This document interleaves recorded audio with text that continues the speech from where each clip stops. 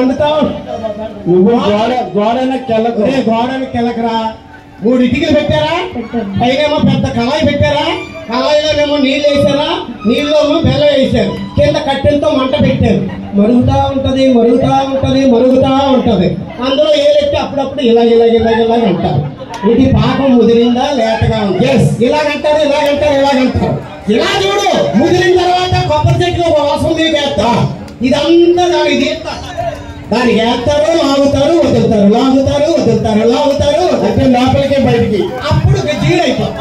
ఆ జీడి మీద రూపం పట్టించేసి తీర్థాల్లో అమ్ముతారు. అంటే జీడి తిన్నది కానీ పాకం జీడి తినలేదు, మొక్కలు తిన్నది.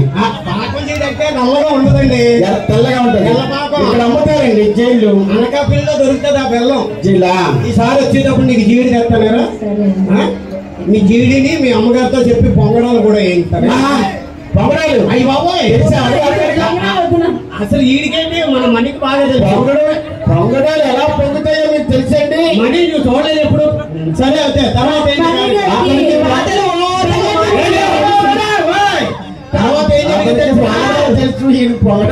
ఇది పూరి. పొయ్యి దగ్గర దేవుడి కోసం మొదటి పూరి పెడతారు. బెల్లం అంటే ఇష్టం.